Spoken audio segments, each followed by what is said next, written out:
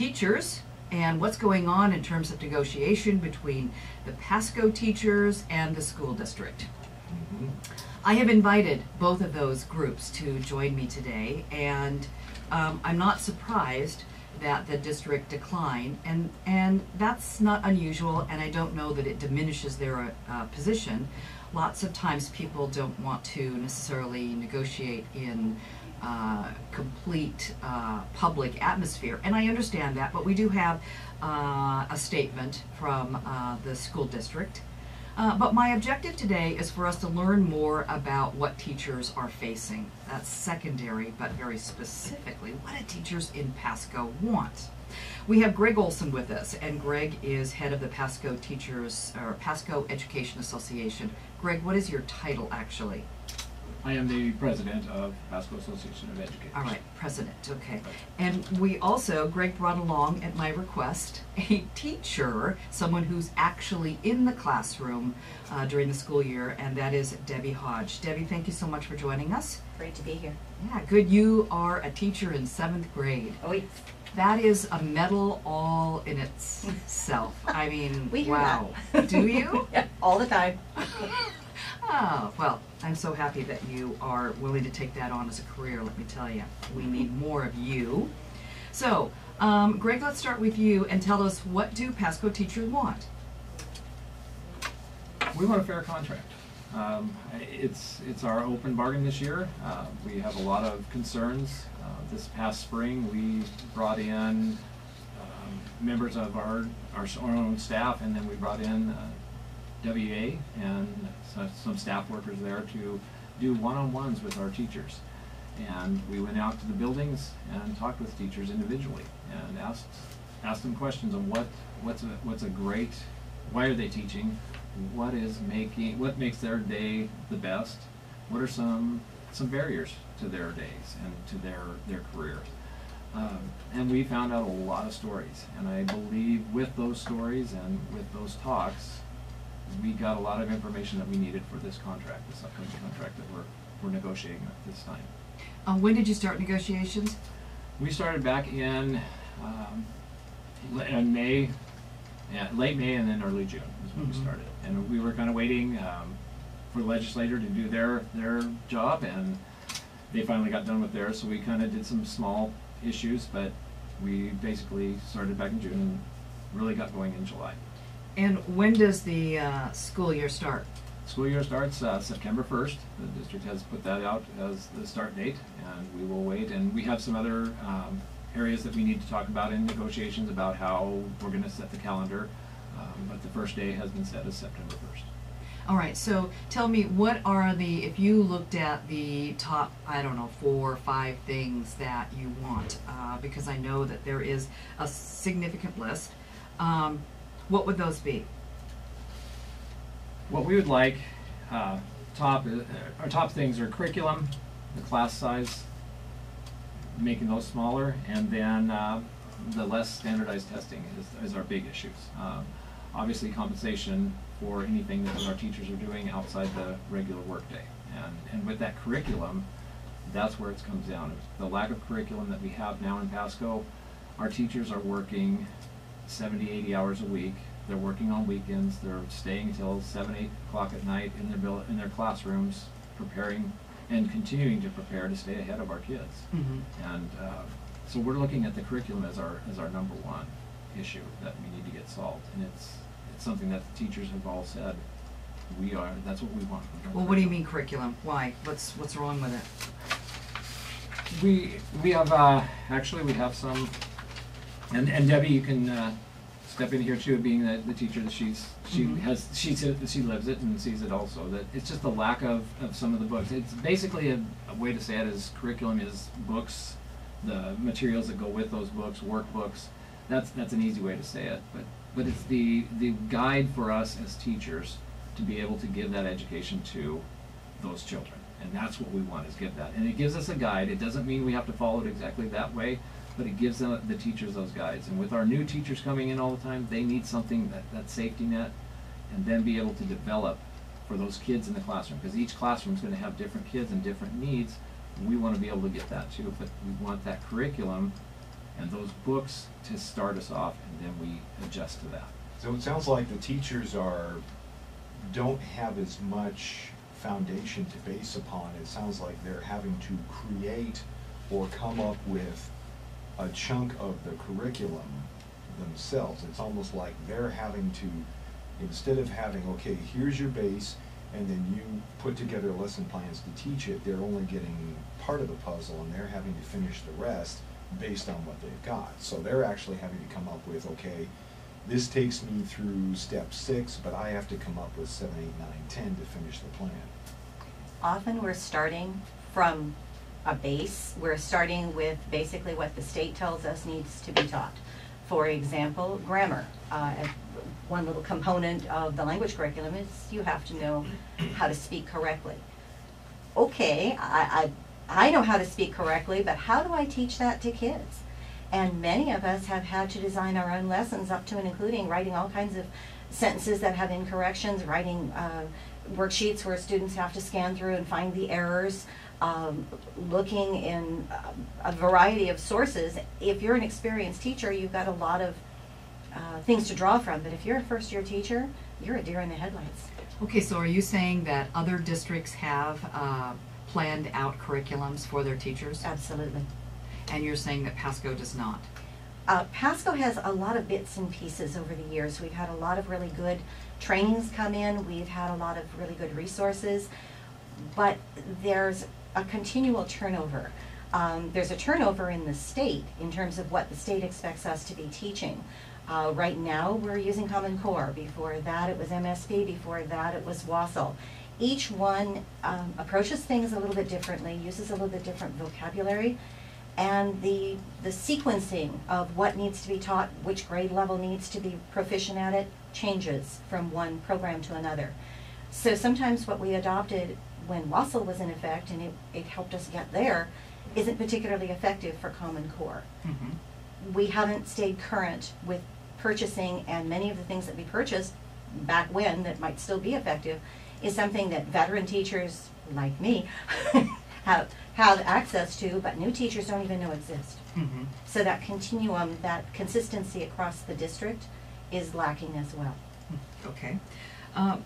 So if I put those kinds of concerns into dollars and cents, and I went to the website of the Pasco School District, and they have a whole tab there about keeping updated about the negotiations that are going on. They did provide the updated proposal that came from your organization, that is August 3rd.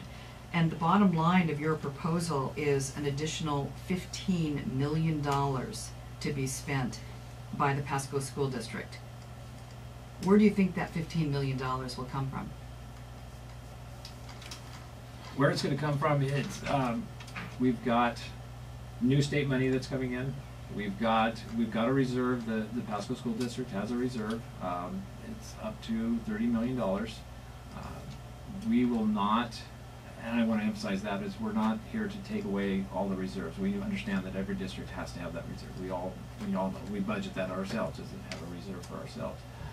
So we're not looking at all that money, but we want to make sure that the district, the board members, are planning and budgeting for our students. Mm-hmm. And that's where we're going. And that's the money that we're asking for, whatever it takes and whatever they have, let's put it back in those classrooms. And that curriculum is going to cost some money. It's going to take money to go out and find that curriculum, be able to have those people go out and study those materials, get those materials, bring those materials in, bring in the anything that you need, the resources that are needed for that.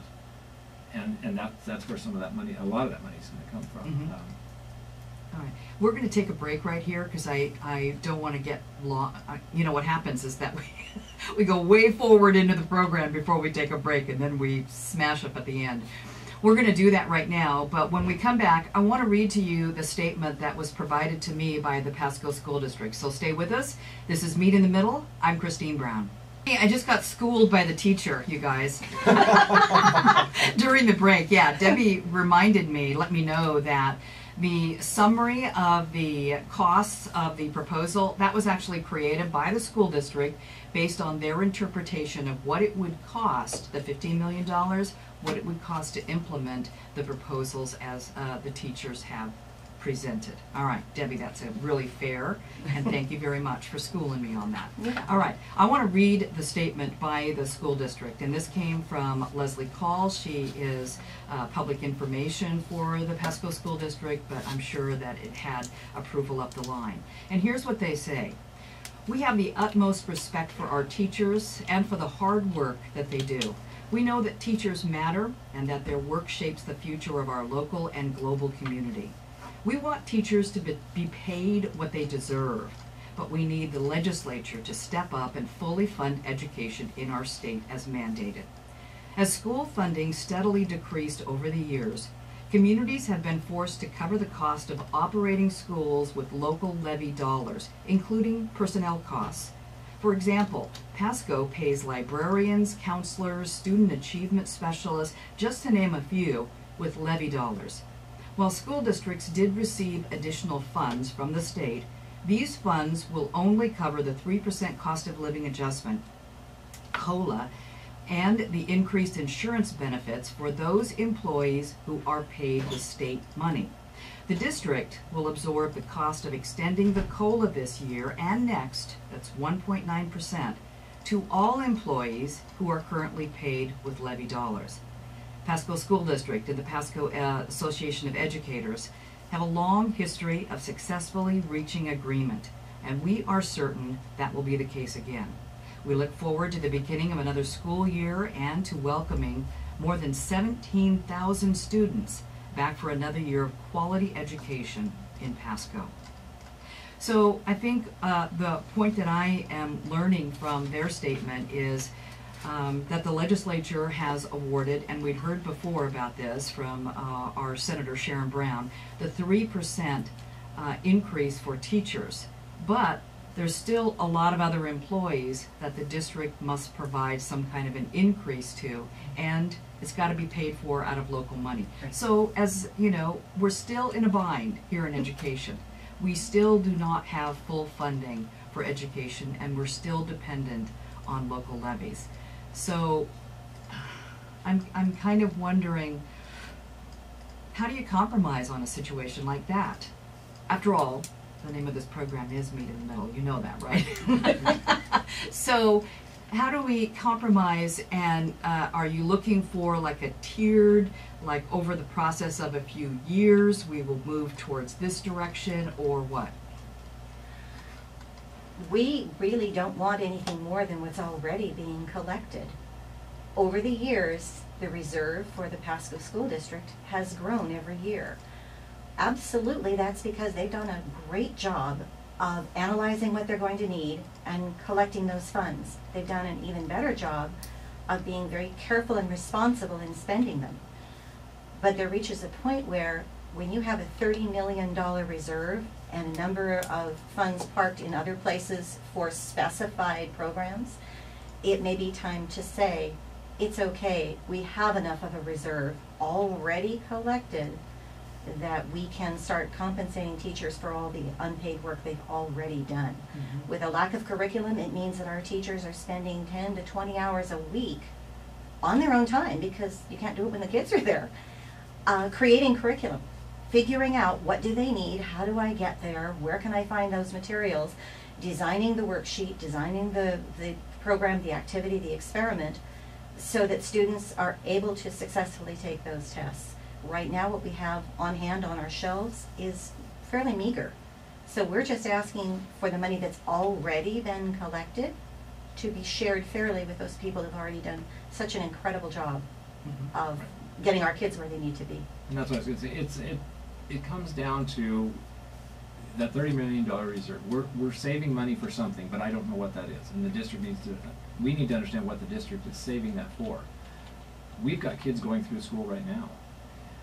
One of their plans was going to be doing the curriculum in 6 years. That means kids in 7th grade would be graduating before they get the benefit of that. And I believe that's unfair to those children. There's children that are going through right now that are not getting those funds.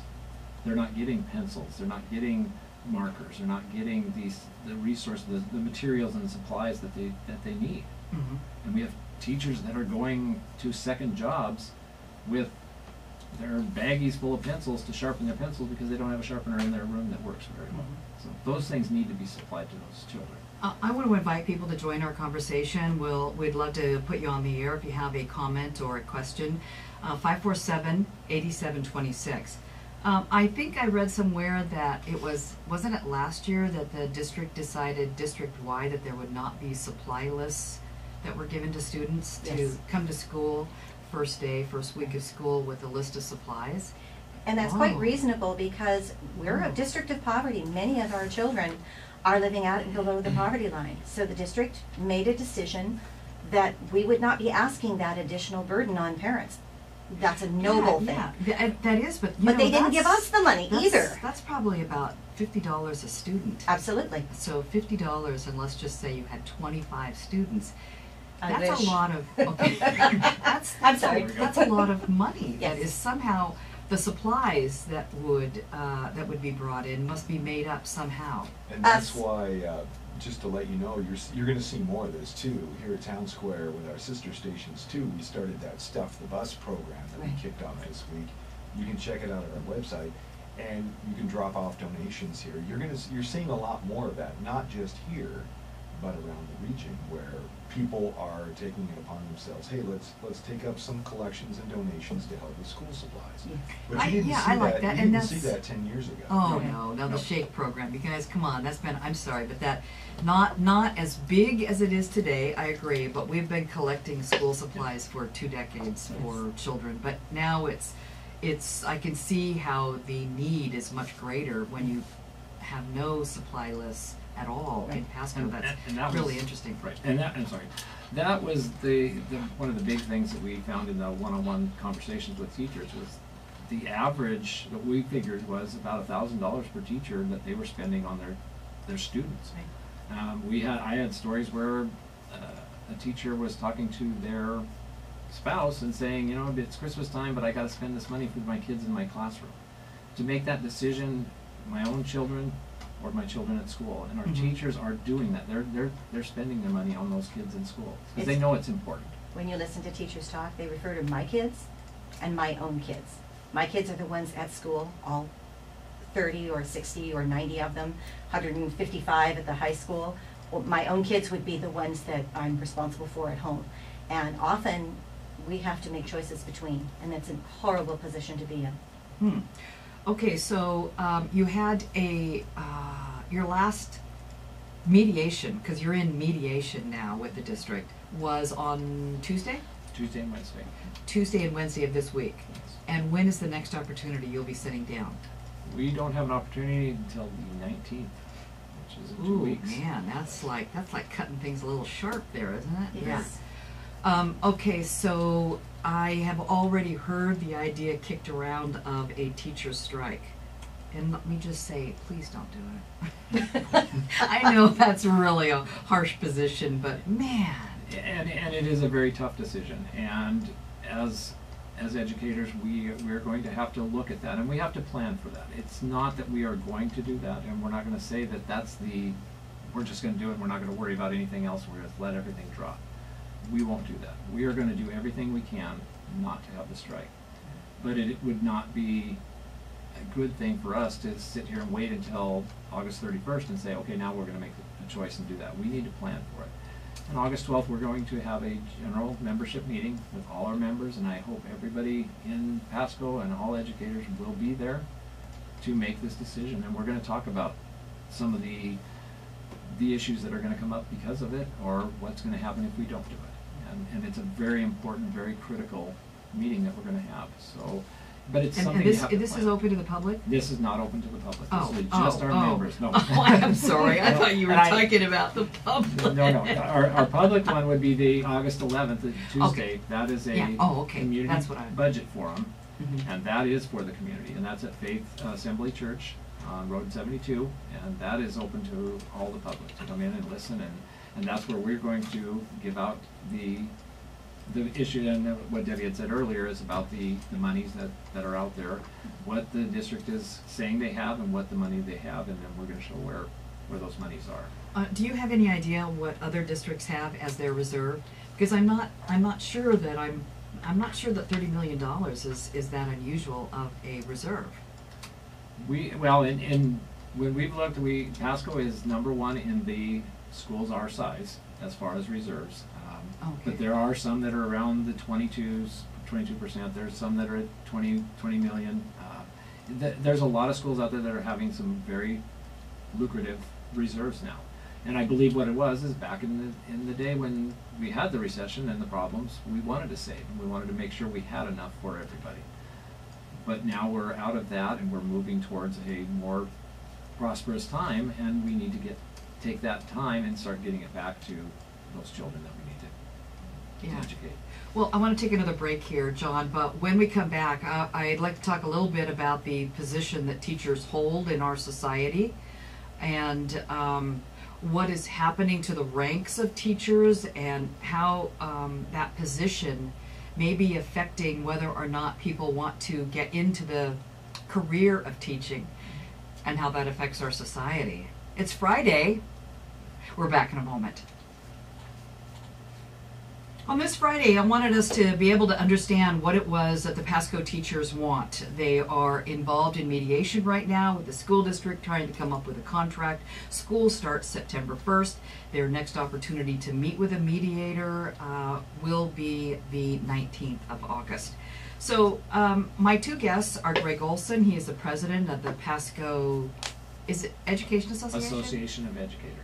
Why? Why did you pick something opposite of what everybody else has in the state? Because so the other way around it spells P, and some people don't like vegetables. Okay, all right. That is basically that is the reason. I have no idea. Gosh, I'm just guessing. that's hilarious. Okay. I think someone thought of that. Thank you for the levity. All right, Greg Olson, and also Debbie Hodge, who is a 7th grade teacher. Which school do you teach at? Ochoa. Ochoa, okay.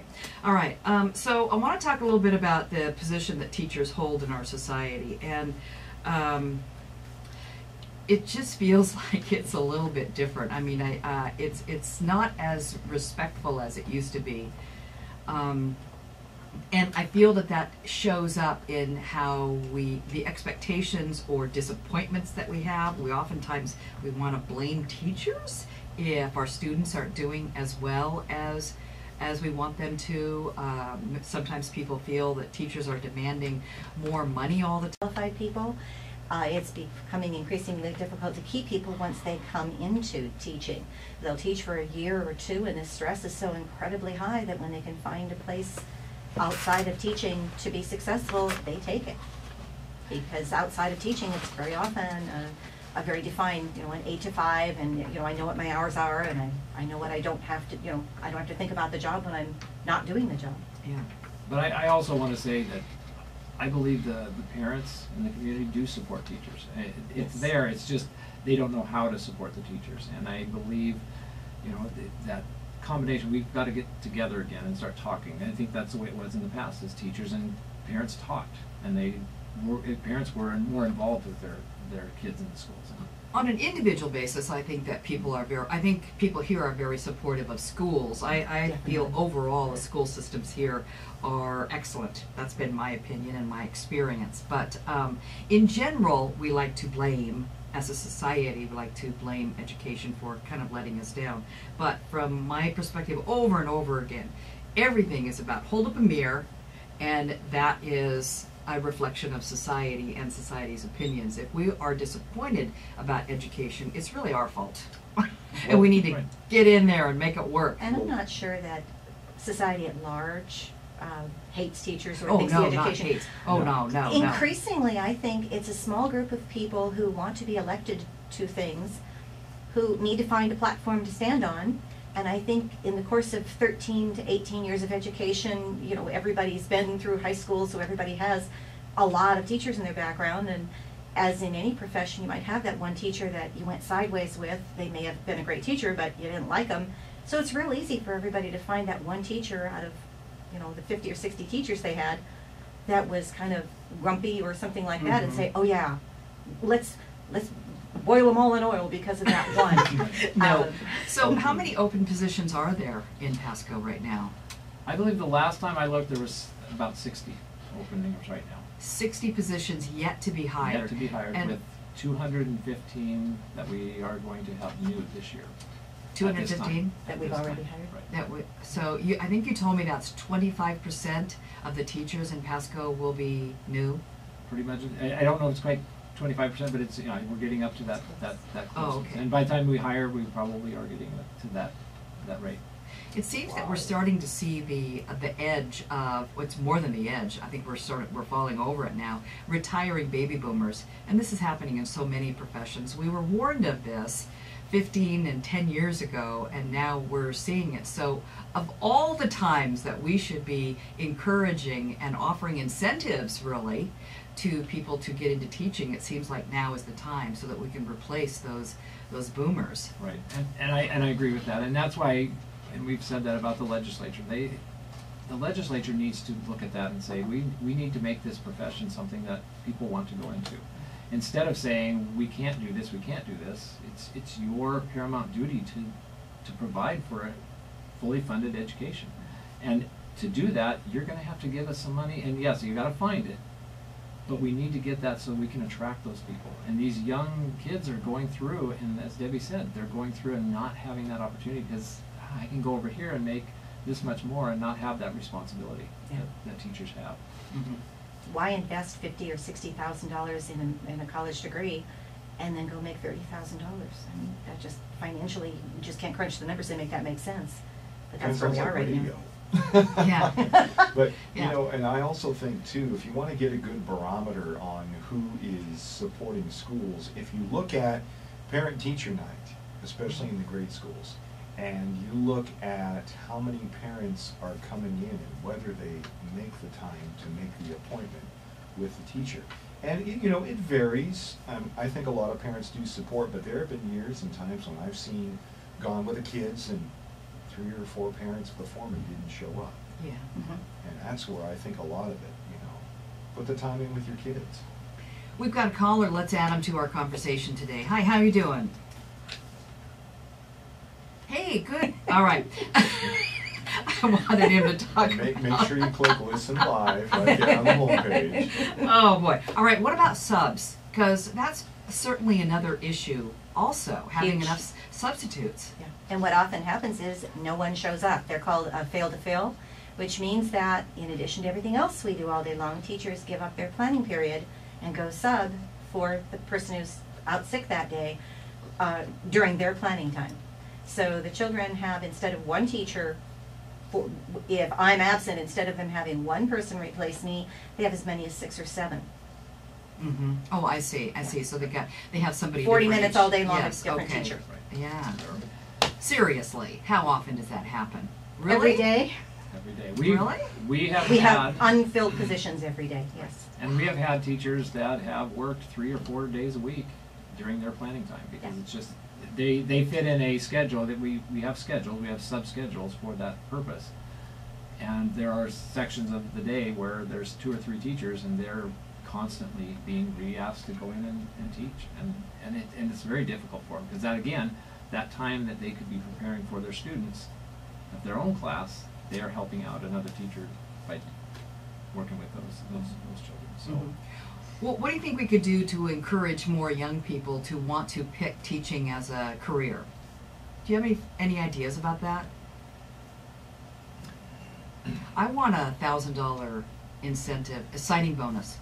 Oh, Why? I love that. Why do we give athletes signing bonuses instead of And our I teachers? think we should have once a week, we're gonna pet puppies in the staff room, and 3 times a week, we're gonna have ice cream socials after school. Absolutely, I think all those things would help. I think right now, teachers people looking for a profession are a little put off by, it feels like teachers get beat up in the press all the time. Yeah. And until you're actually in the classroom and you have the offset of watching that kid who didn't get it, didn't understand it, and all of a sudden go, I know what you mean. That's probably 50% of our paycheck right there. It is that light bulb going off. And I know that finding your spot in teaching is difficult. I know that middle school is very different from elementary or from high school. It's a different personality type.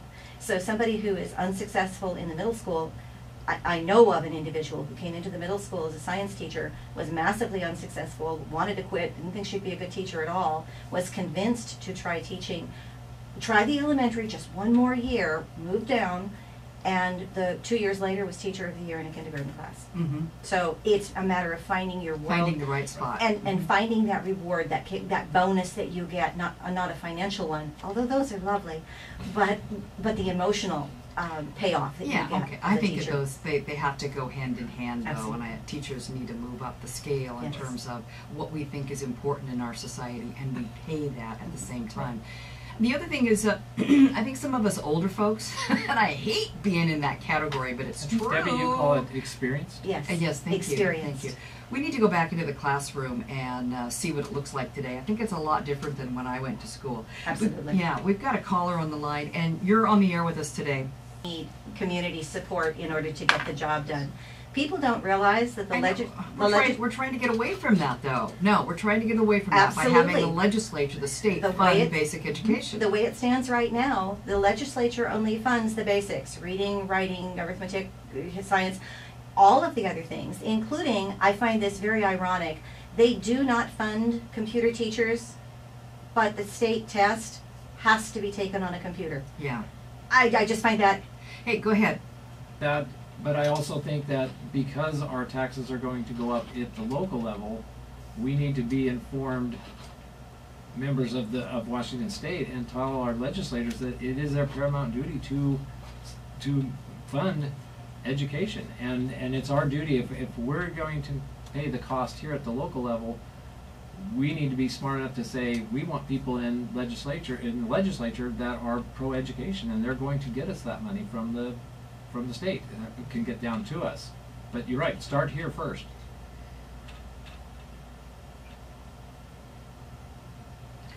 Yeah, yeah.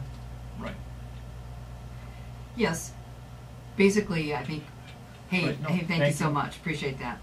All right, we are going to wrap this up, but I want to make sure that you share again the when people can come to an event next week and learn and talk with you. When is that? We are having a community budget forum on Tuesday, August 11th at 7 p.m. at the Faith Assembly Church on Road 72. And we would love to have everybody show up to that and find out what's going on with our budget.